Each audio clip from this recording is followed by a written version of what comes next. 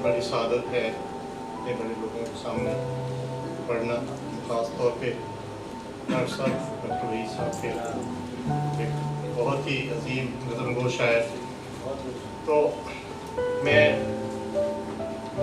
ایک حمدیہ نظم پڑھتا ہوں. عنوان ہے اذیت لوٹ جاتی ہے.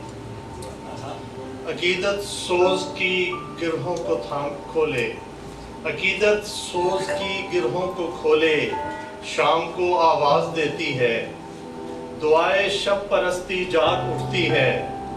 خط تنسیق سے بہتا ہوا آنسو کسی خوشبو کے ہونٹوں پر لکھی ایک داستان غم سناتا ہے. شب تکثیر رو کر آنکھ سے کاجل بہاتی ہے، ہوا میں اوس کے غمگین لہجے کی صدا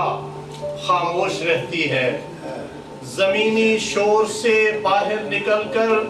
اعتراف جرم حد کل نگاہی کی جلالت سے بھری سرحد کو چھوتا ہے، پھٹا دامن دعا میں گڑ گڑاتا ہے، اذیت لوٹ جاتی ہے. کیا بات.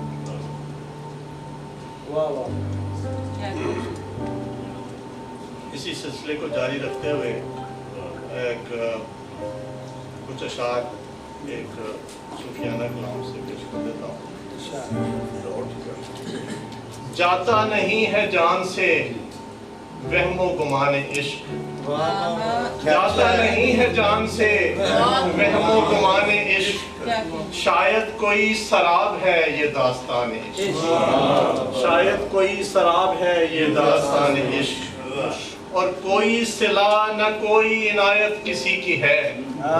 کوئی صلہ نہ کوئی عنایت کسی کی ہے، نا مہربان ہو چکے سب مہربان عشق، نا مہربان ہو چکے سب مہربان عشق، اور آواز کی مجال نہ قدرت بیان کی، آواز کی مجال نہ قدرت بیان کی، ٹھہری ہو خاموشی جہاں کامل زبان عشق، ٹھہری ہو خاموشی جہاں کامل زبان عشق، اور رکھی جنہوں نے جان ہتھیلی پہ رب کے نام، رکھی جنہوں نے جان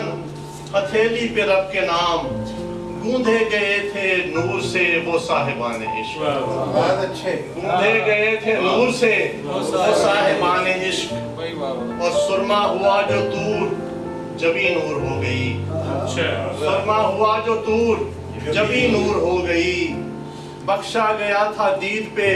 گویا نشان عشق، بخشا گیا تھا دید پہ گویا نشان عشق، اور محبوب ان سے انتہائے اوج پر ملے، محبوب ان سے انتہائے اوج پر ملے، رب دعا کا فیصلہ حاصل مکان عشق، رب دعا کا فیصلہ حاصل مکان عشق. صاحب صدارت جی سے دیکھیے گا کہ دونوں جہاں کے فیصلے دونوں کے درمیان، دونوں جہاں کے فیصلے دونوں کے درمیان، ایک مہمان عشق تھا ایک میزبان عشق، ایک مہمان عشق تھا ایک میزبان عشق، اور توقیر یار مقصد کون و مکان تھی، توقیر یار مقصد کون و مکان تھی،